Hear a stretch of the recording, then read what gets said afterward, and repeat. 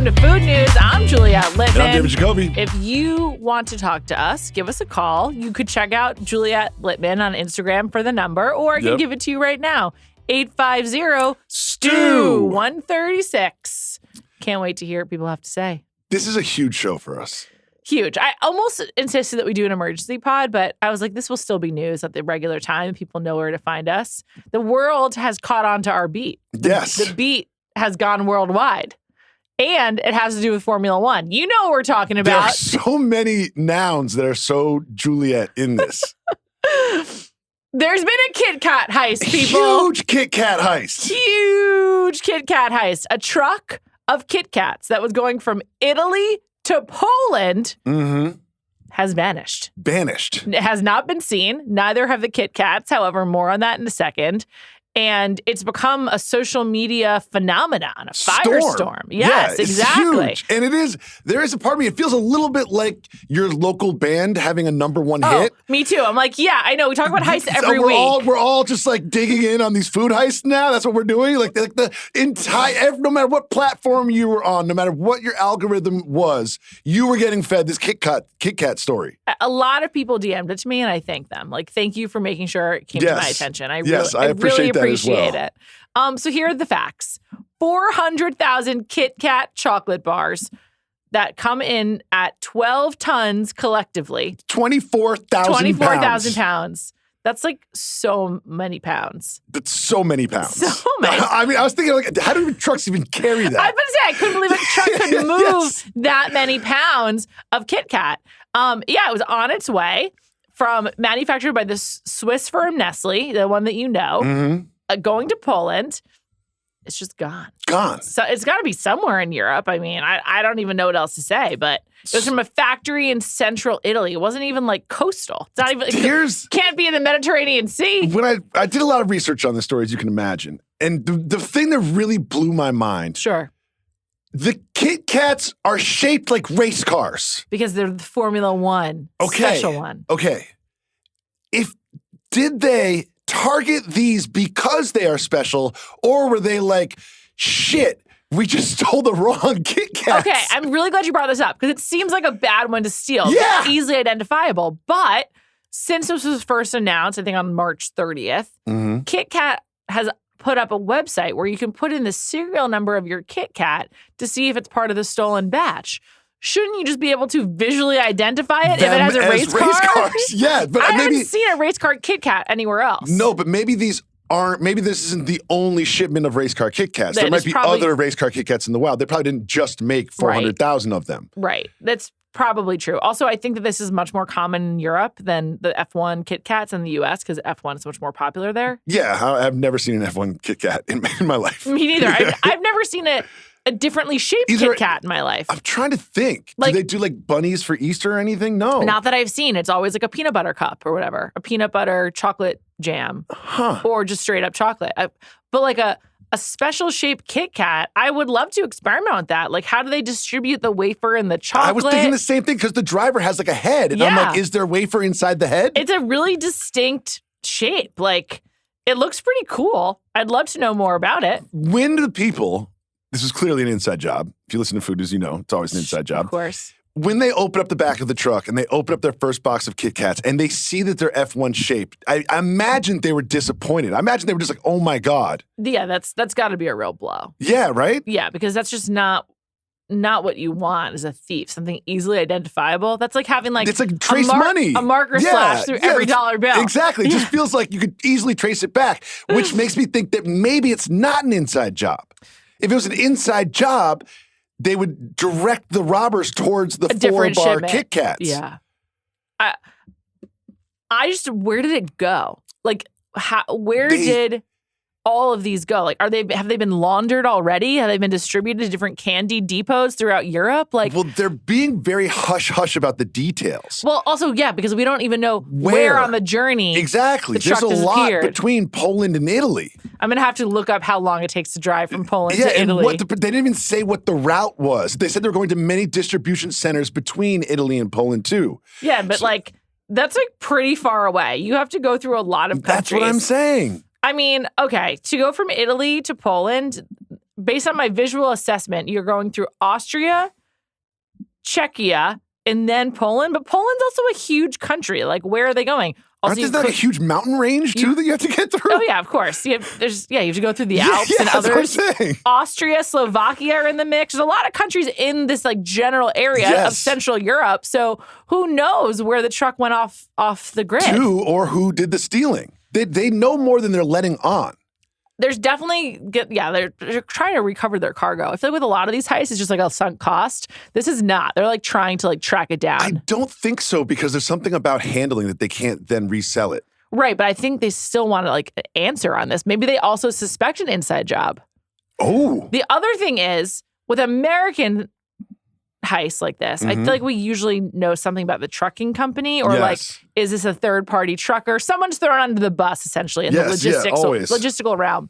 I've not seen anything about that. In a weird way, Nestle, KitKat is like owning the whole story. They're not really like letting anyone else in. No one's being thrown under the bus. It's like just like KitKat has suffered here. Nestle has suffered. And there's no like trucking element to this other than the truck is missing. I want to read this one part from an article. But the company requested consumers not to take any direct action to find or recover any stolen goods, instead suggesting they share any information with local law enforcement. Is that necessary?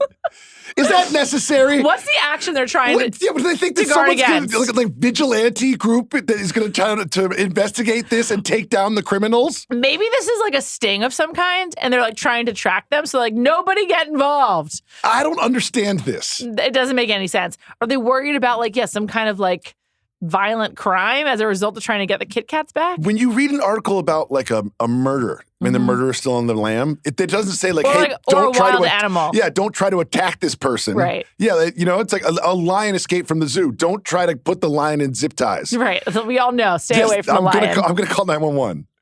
Yeah, like who's the vigilante that's like, what I'm saying. I must avenge this crime right away. I think we're the closest thing to that. I know. Anyone that would independently investigate this, we are the closest thing to the people that would do that. I would be so happy if I walked into like a grocery store or a bodega and I bought a KitKat and it turned out to be a race car. I'd be so excited. I'd post to Instagram immediately. First Instagram, and then you would go to the KitKat tracker and you would put the 6-number barcode in there. But then in the article, they don't even tell you what happens if it. I know. It's all under this like shroud of secrecy. I'm also a little dubious of this KitKat tracker. I don't have a KitKat on me, and we're also not in Europe, so I can't really test it out. But I'm like, does that really work, or is this just another like PR thing? Because this has just spun into like a PR campaign for everybody. Okay, it's a 6-digit tracker, right? Yeah. There's over 1 million KitKats in the world. Think about that.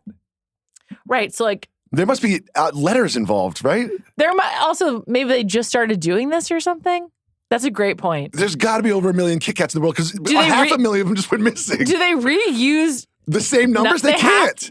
But how could they not? There must be letters involved. That's the only thing that makes sense, is if there's some of those digits are letters. Even with numbers and letters, you run out of serial numbers after a while. I know. I'm just trying to give them the benefit of the doubt.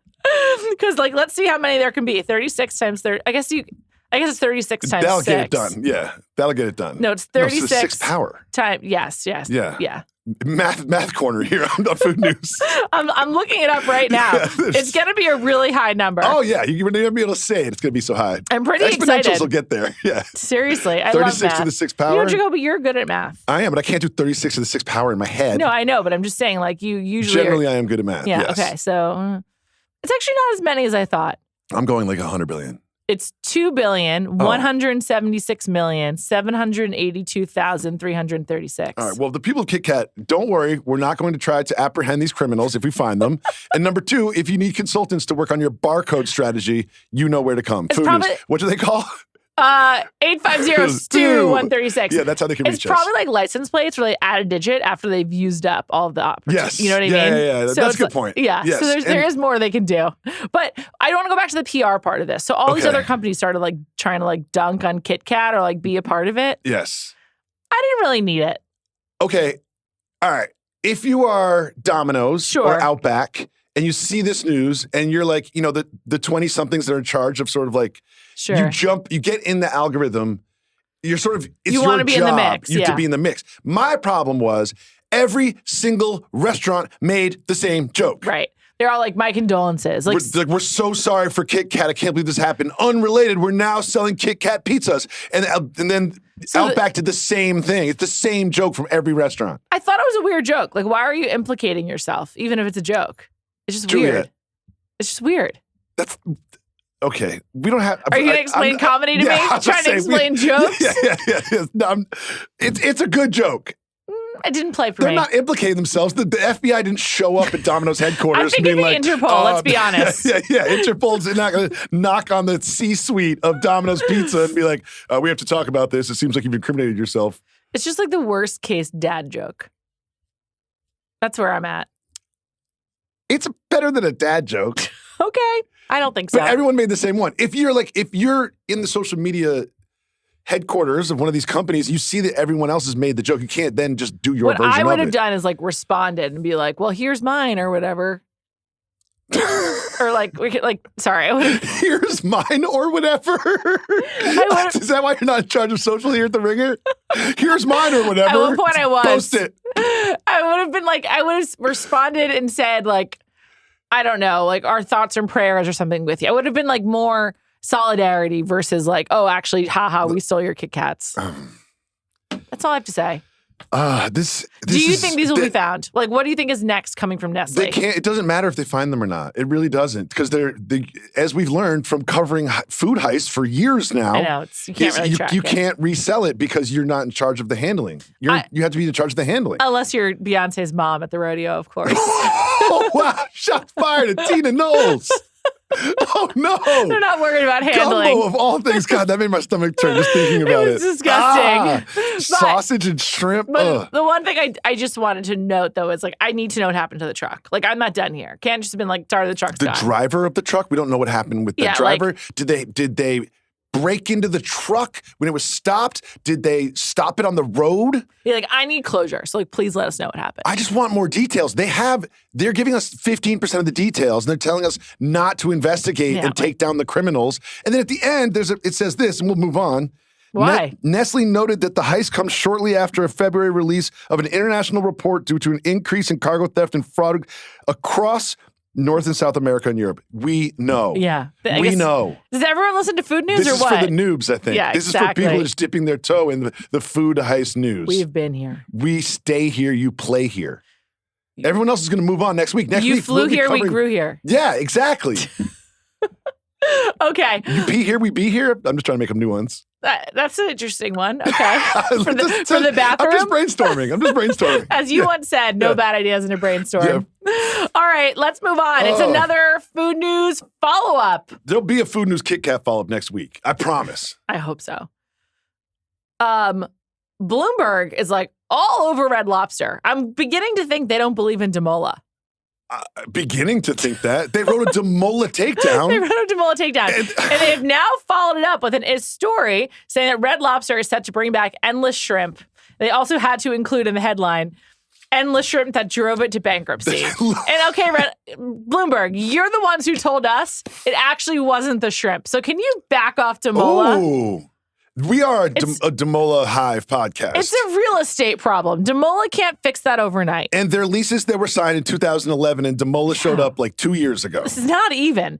So in case you were wondering, Red Lobster has no official comment on this. So I feel like there's some kind of leak inside of Red Lobster. Now we're talking. That was the part that really stuck to me too. Because I didn't pay for Bloomberg, so I can't read the articles. So I was like, I'll just find this covered somewhere else. I found it at the Post. And the Post was like, we reached out to someone at Red Lobster, and they said, quote, we have nothing to announce at this time. Exactly. They said, we have nothing to announce at this time. Then they added, endless shrimp has long been a guest favorite, one of our most popular promotions. We appreciate the enthusiasm and encourage guests to keep sharing their feedback with us.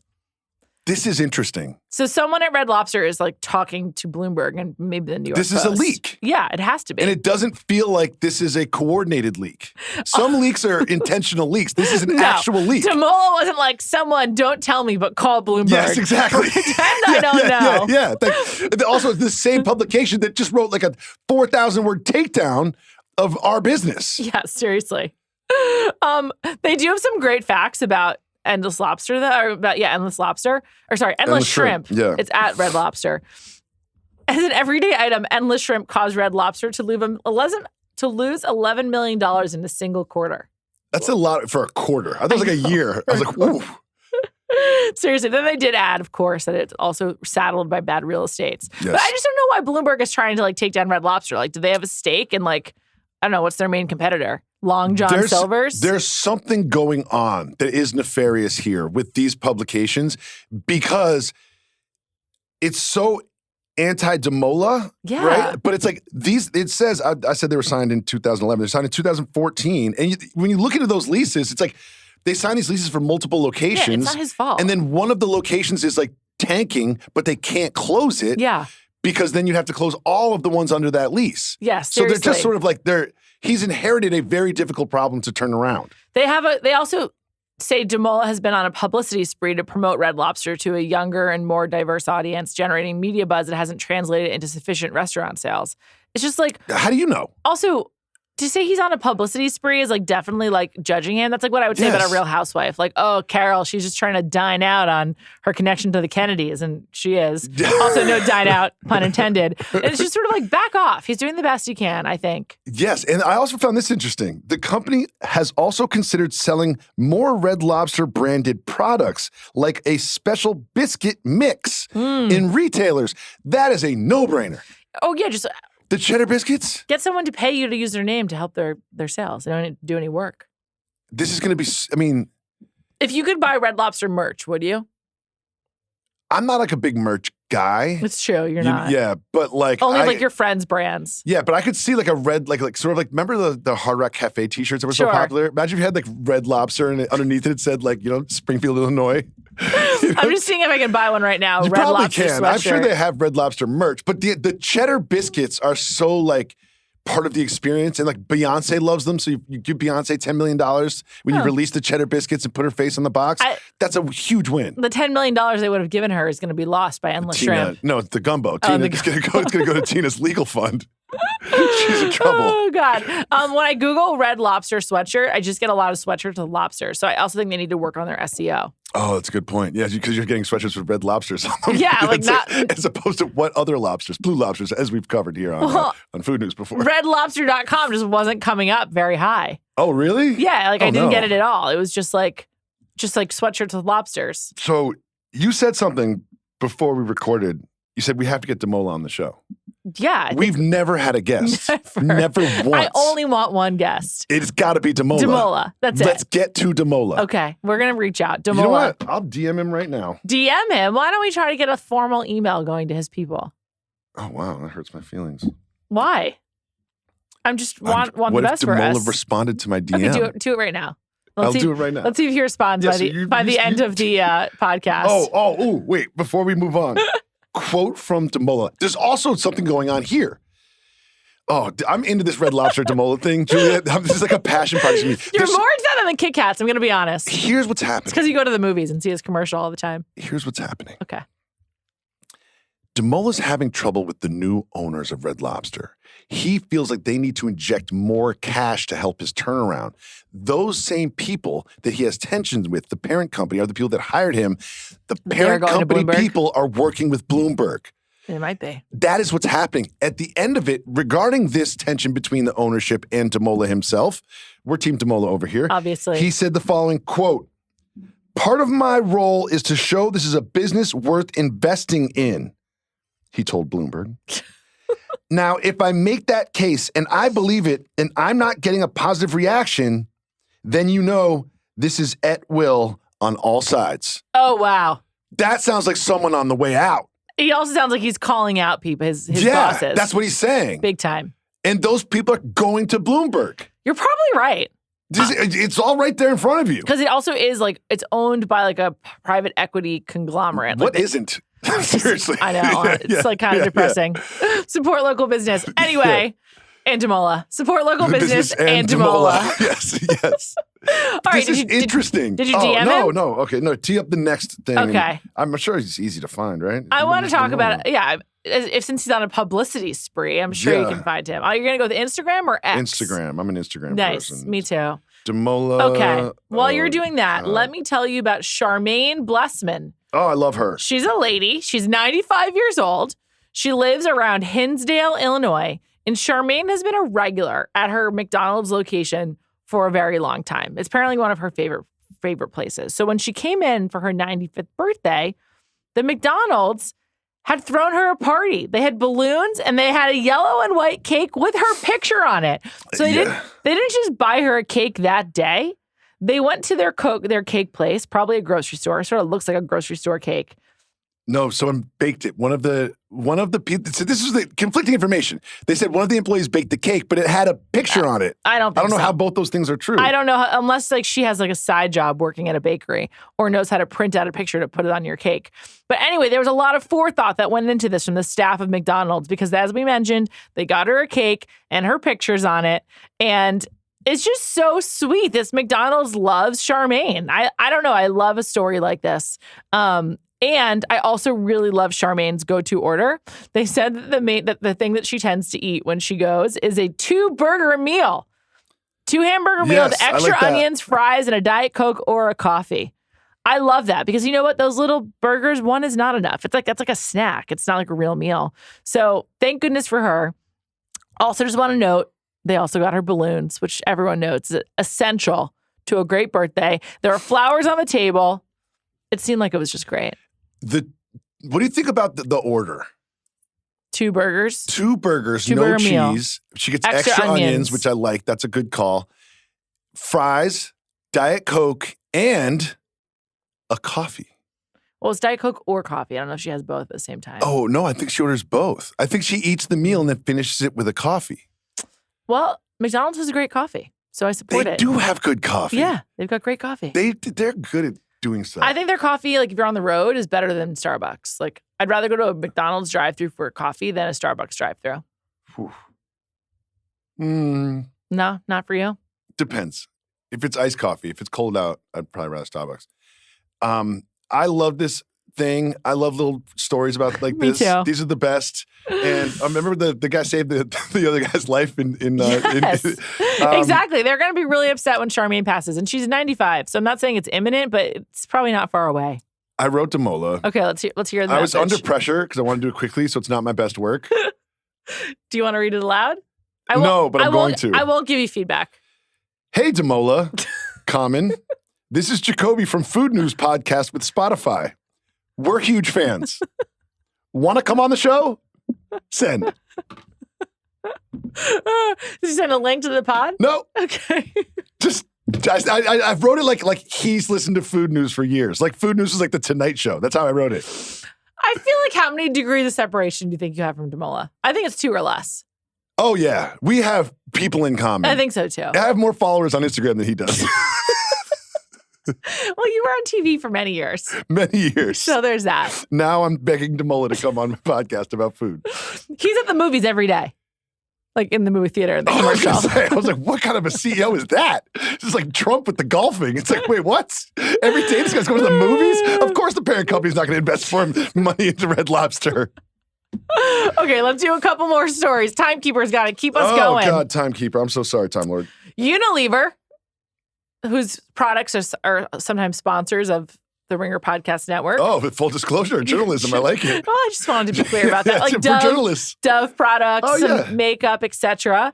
They are combining its food business with McCormick, which makes the spices that I was about to say price, because when I think about spice, I get so incensed at how expensive spices are at the grocery store. Anyway, McCormick is what makes spices at the grocery store. Unilever is taking their food business, combining that with McCormick, allegedly so they can be more efficient and focusing on their core business at Unilever. But this just sounds actually more complicated to me. But what do I know? I don't have an MBA. Yeah, this is our business part of the podcast. There's a couple things that really jumped out at me. Okay. Number one, it never really crossed my mind of what a stranglehold McCormick has on the spice market. Oh my God. When you go, there's just every grocery store has that one rack, and it's just like 100 McCormick products and like a little smattering of like some other more ones. Expensive ones. Yeah, but it's like McCormick. If you open my spice drawer right now, it's all red. It's like 70% McCormick. Really strong branding. And it never crossed my mind. If you said like, what is your spice brand? I would be like cinnamon. Like, no. Like, who makes the cinnamon? I'd be like, I wouldn't even know. I think the spice world is really stratified by price point. point because there is another brand whose color is white that's cheaper. And depending on what grocery store, you'll either get that one or you'll get the red McCormick, which is more expensive. And there's the even higher end that comes in the glass bottles. Yeah. So it's clearly a very specific world. It's not very crowded, but like you are aligned with one brand, whether you like it or not, essentially. And another thing, when I think about Unilever, someone said to me before I read this article, what does Unilever make? I'd be like, soaps, lotions, like that's their business. I didn't know they had Hellmann's. Hellmann's, they have the Knorr soup mixes. Which, again, I don't think about what that is, but it's basically like bouillon cubes. And also like what you make for your onion dip at the Super Bowl. Yes, exactly. That packet. Those things. Like a dried food mix, essentially. Yeah, Spice mix. And we know. So it kind of makes sense. The people that do cover this sort of mergers and like for investors, not happy about this. They've lost like $6 billion in value. Just by announcing this merger. That sucks. Well, let's talk about Hellmann's again for a second. Oh, okay. And then we're going into our taste test. The New York Post, we like to check in with them, just had a completely batty headline, which is that mayonnaise can be used as an instrument, according to a new study. This is just like I felt like I was on acid when I was reading this. Okay. SpongeBob comes up all the time, and we just SpongeBob is involved. I can't even explain how that's involved. I tried to explain to you like how SpongeBob works on a pod one time. I just can't. SpongeBob is involved, and also there's like a study that they're doing to see if they can make mayonnaise an instrument, and then they get into the definition of what an instrument is. I still don't understand how you're using the mayonnaise. I didn't really read that far. Okay. But this is my favorite part. Let me just finish my favorite part. Okay. They're doing a serious study at a university I've never heard of before. I forget what it was called. And there's someone in charge of it, and they haven't even released the results of the study yet. They're still working on it, but the Post got like some preliminary results. This is like a leak. Yes. So basically, it's like the way that you interact. It's like using it as like a drum, essentially. Like whether if you're like using a spoon with mayonnaise in a bowl or like in the jar. It makes a specific noise. So it could be called an instrument. But then there's this very hoity-toity quote about it. Yes. Which is like, the researchers noted that the line between what is an ordinary object and a musical instrument is crossed through use, intention, and context. And I'm like, okay, I've been seeing these meme videos for months of like millennial women in the kitchen dancing to the Natasha Bedingfield song using like various pots and pans to like. Oh, not in my algorithm. Staring at the blank page. Oh, yeah. I didn't know who that was. Yeah, have you seen those videos of like women? Yes. Yeah, and I'm just like, so is like toilet paper on a broom now an instrument? Like, what are we talking about here? This is when I sort of left. I had like an out of body experience when I was reading this. It was like you start thinking about what is an instrument, and they also define it as like something where you can like manipulate the tone, right, intentionally, right. And I guess with like because of the, as you would say, viscosity of the mayonnaise. Other people say viscosity, all right? You say it a lot. Okay. That didn't seem like a compliment. I'm never commenting on you again. Please don't. Because of the viscosity of mayonnaise, there's like air bubbles and stuff that like gives it a different sound that you can manipulate. The whole thing is crazy. All roads lead back to SpongeBob. Therefore, I am lost because I don't know how to get there. Great job. Okay. Let's see if Demola's written back. Has Demola responded? No, he has not.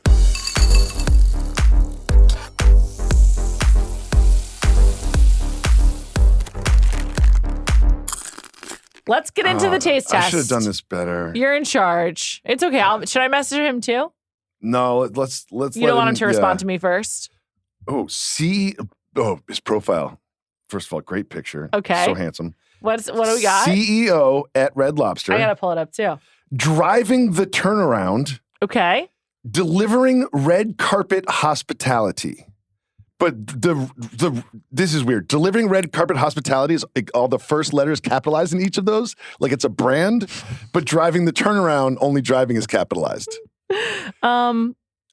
This is interesting. Maybe delivering red carpet hospitality is like his official. All right. Who else follows? Red Lobster, only 492,000 followers. They need to work on that. Who followed Demola that you know? Like who is?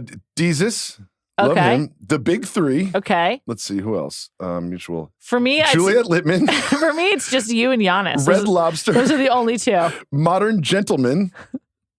Okay. Oh, 2 more. Kev on stage. Oh, yeah. No, there's a bunch. Okay, well, I only have you and Giannis.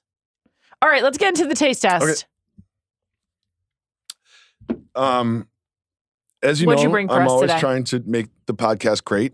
And I are. was at a shop, one of these places that I go to. It's near a Cheesecake Factory. I love the Cheesecake Factory, not Me too. personal food news. What do you order there?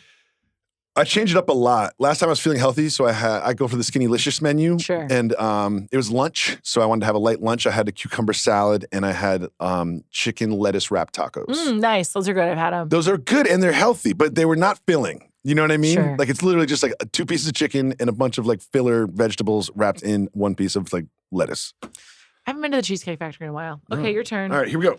And then there's an exotic like food shop nearby, and they had Oreos of extremely weird flavors. So I decided to bring them to us to try. These are not just like your peanut butter Oreos. These are odd Oreos. These, I believe, are from Japan. I've actually had those before. What? Yeah. You've had white grape peach Oreos before? I have. I bought them at like at a store, like a Japanese market. Not for food news? No, just for myself. Wow. Interesting. But the other 2 I've never heard of. And then we have brown sugar bubble tea, which my kids are very excited about. And there is cinnamon bun. And those are both written in French. So I wonder if these are Canadian. Oh, interesting. Oh, it says Canada. Yeah, there you Nailed go. it. Boom. There's a big maple leaf on there. Cool. All right, what do we have? This is not from Canada. Where's that one from? Biscuit à la cannelle. Mexico? No, that is French. Oh, I don't know where that maybe it's from France. Mondelez International. Yeah, this is from Canada. Okay, there we go. All right. So first we're having, what's this one again? This is brown sugar bubble tea.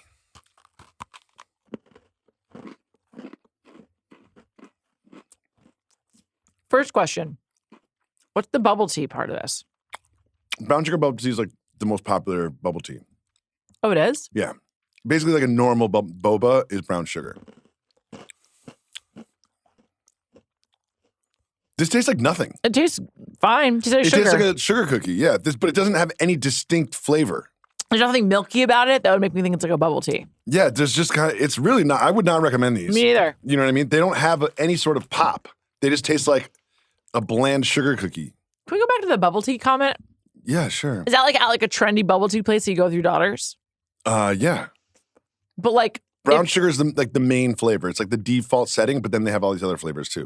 because I thought it was just like a milk tea. It was like a black tea with milk in it and boba at the bottom. That's what I'm not a specialist on this. In my day, that's what I used to get. I'm not a specialist on this. When I was in high school, me and my friend Hannah used to go on like weekend expeditions from the Upper West Side all over the city.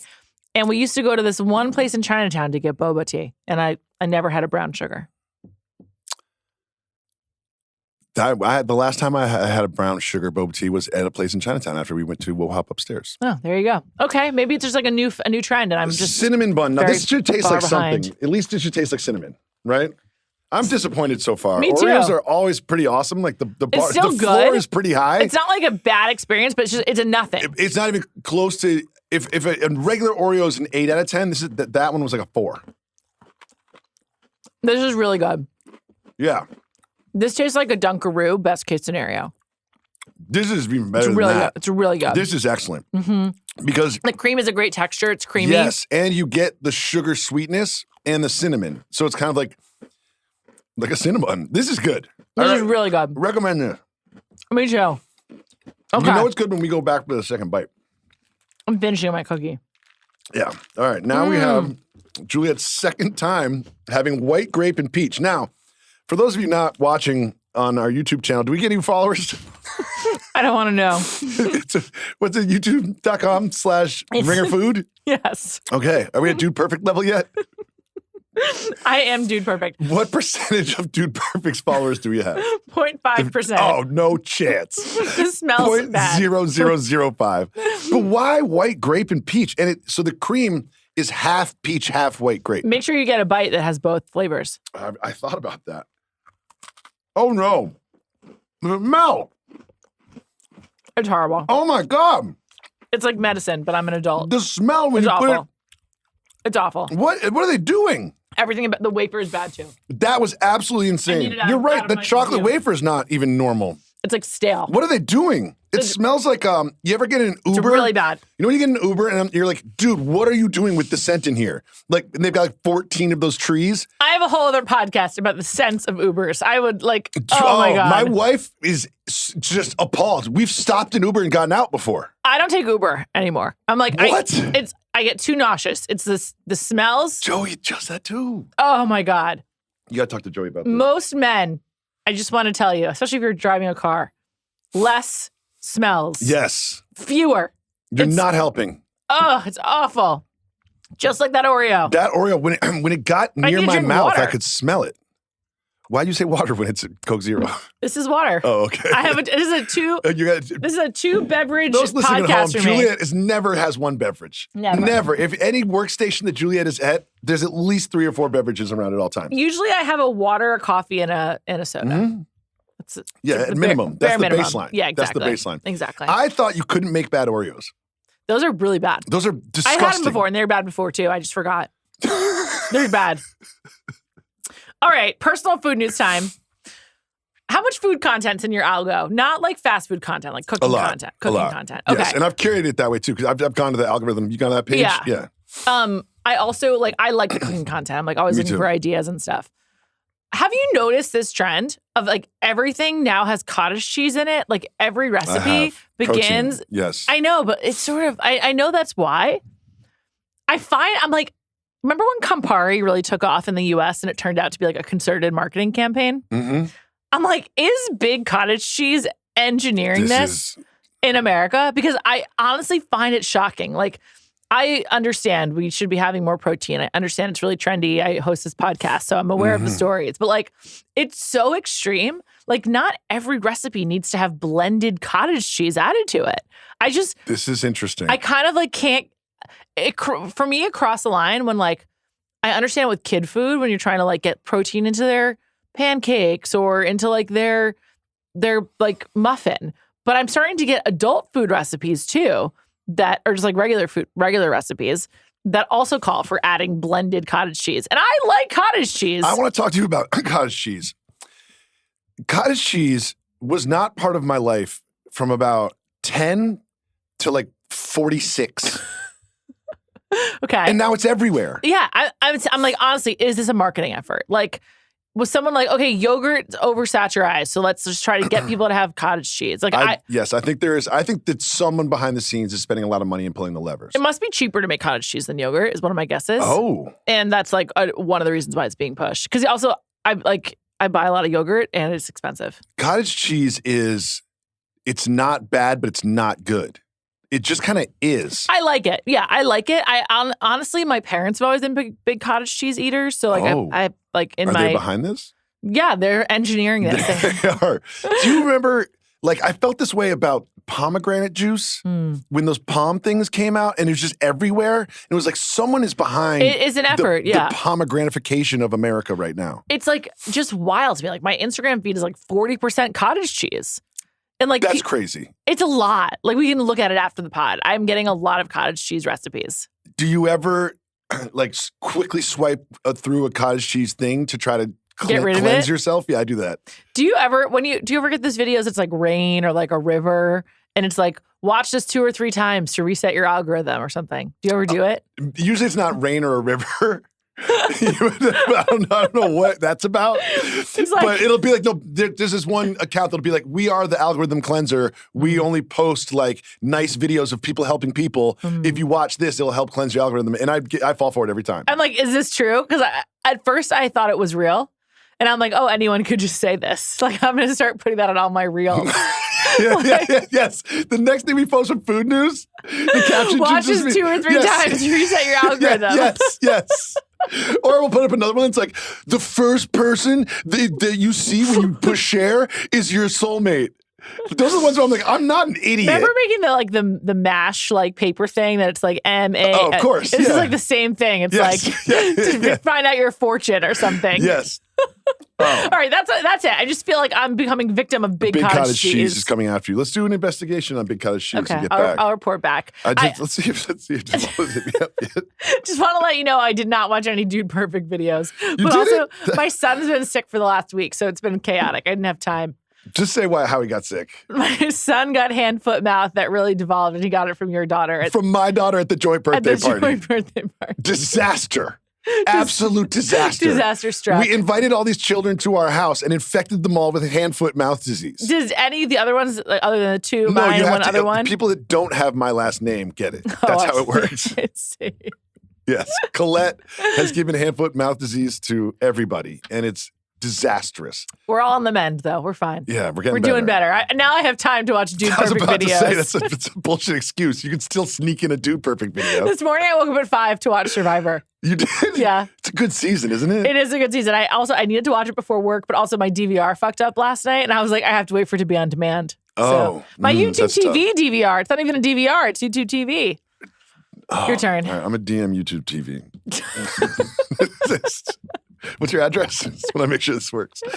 All right, my personal food news. I had something else, but before the pod, I always take a sip of Diet Coke, right? Before we start the show. And you count down from 5. And I always say stop, and I take a sip of Diet Coke. Every single food news. Also, every single right reasons. Yes. Yeah. You'll be like 5, and I'll be like, wait, and then I take a sip of Diet Coke. You also took a sip of Diet Coke. Coke Zero. And then Coke Zero, and then just do it next to the microphone. Okay, happily. Yeah.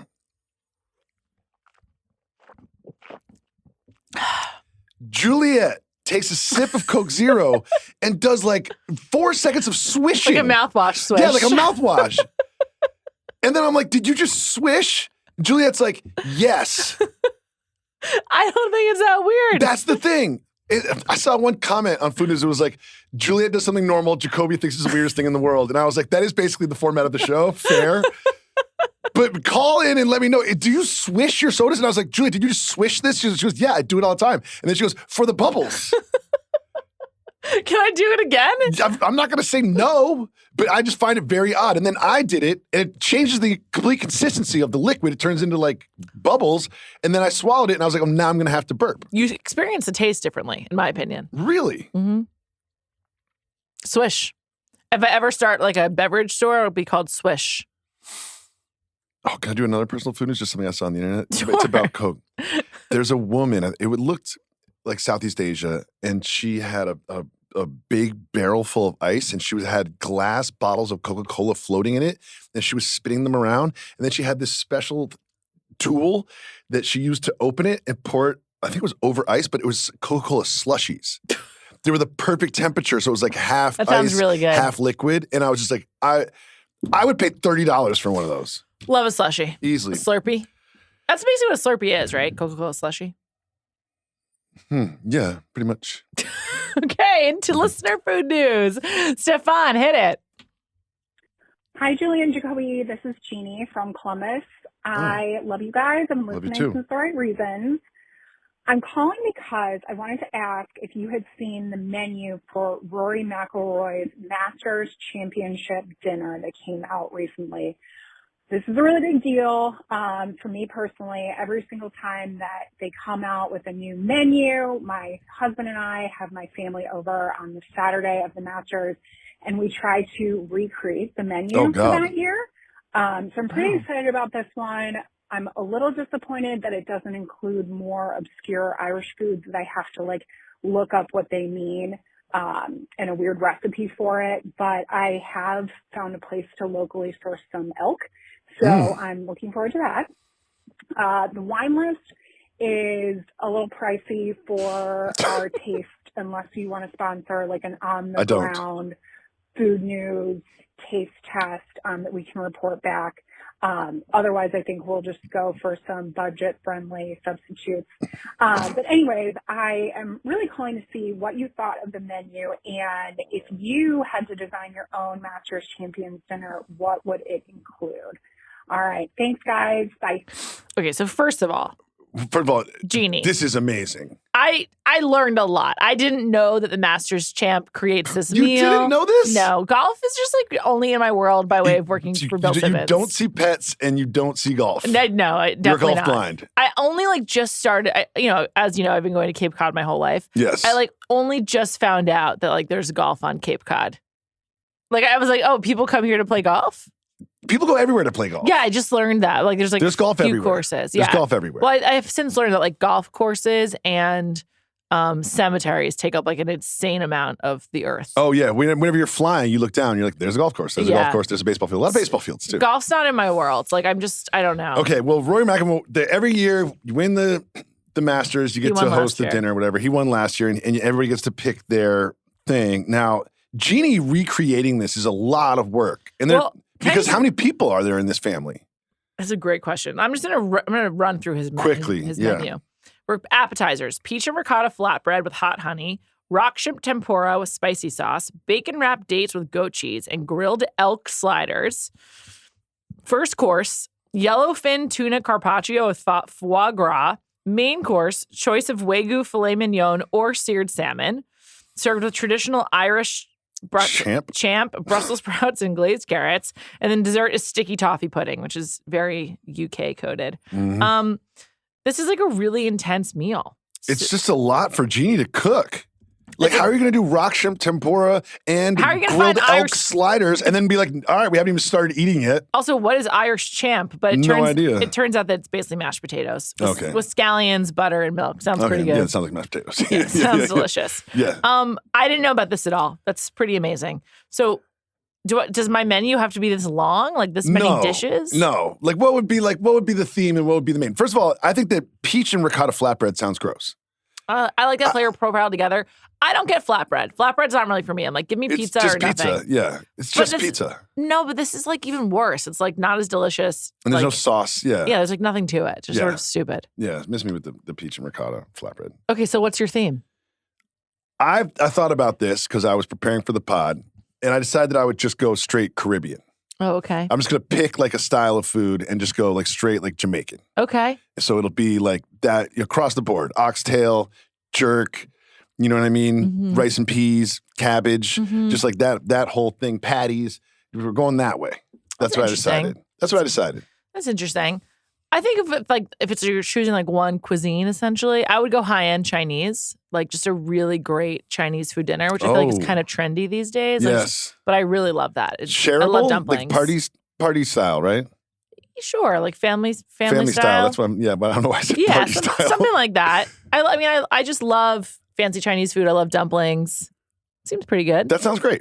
I don't know. I'm so uninspired by the Masters. I'm really sorry, Jeannie. I love your question, but like it's hard for me to come up with this because I'm just sort of like the context of it is so confusing to me. I'm just like, so who's eating this? And is it at the beginning of the tournament or the end? Yeah, who's invited? Is everybody in the tournament? That's a lot of people. Yeah, I don't know. Like the Masters, like I only really heard about the Masters, like it only like landed in my consciousness. I think when Tiger Woods, like they try to like restrict Tiger Woods, like when I was, a kid, when he was at the beginning of his career. Oh. And like, I don't know really any of the Masters lore. Yeah, I basically like the Masters I treat like an NHL season. I'll show up at the very end. With like when you're in the Stanley Cup Finals, I'll lock in. But like on Sunday afternoon, if it's close, I'll watch the last 4 holes. But outside of that, I'm not watching Thursday, Friday, Saturday. Apparently, it is the Tuesday before the tournament, so it's also when people get to town. It kicks it off. It's like last year's champs. Yeah, and I think you play with like you play Wednesday with like a friend or like I think remember Tiger played with his kid or something. And also, like I know that you're able to like walk the grounds one day as like viewers, like spectators, but like you can't bring your phone at all. It's really strict. It's just all. For more Masters coverage, go to Fairway Rolling with House. For informed conversation. Yeah. For people just bullshitting everything they know about the Masters. With 1 to 2 facts at a minimum. Do you know what they do have, though? They have that cheese sandwich. Food news. It's true. Pimento cheese sandwich. I love pimento cheese. They always talk about the food at the Masters. It looks whatever. It seems fine. I don't know. It's some catered sandwich. food. Yeah, sure. I'll take it. Yeah, whatever. Fine. Okay. Yeah. All right, Jeannie. Let us know how it goes. Send some pics. Let me do one more check on Demola. Yeah, just see if Demola responded. Hasn't responded yet. Okay. Next week we'll give another update. Next week, here are the updates. He'll probably be on the show next week. Here are our updates next week. Demola, the CEO of Red Lobster, will join us. Did Demola respond to Jacoby? And did I, Juliet, watch any Do Perfect videos? You gotta watch like more than one. How many? 10. 10? They're long. Oh, well then you have to check in on 10 so you get a vibe of like what they're up to. Okay. You don't have to watch them from front to back. Do shorts count? Yes. Okay. Then no problem. 10 minutes. No problem. There you go. All right, everybody. Thank you to our producers today, Stefan, Anderson, and Mike Wargon. We'll be back next week.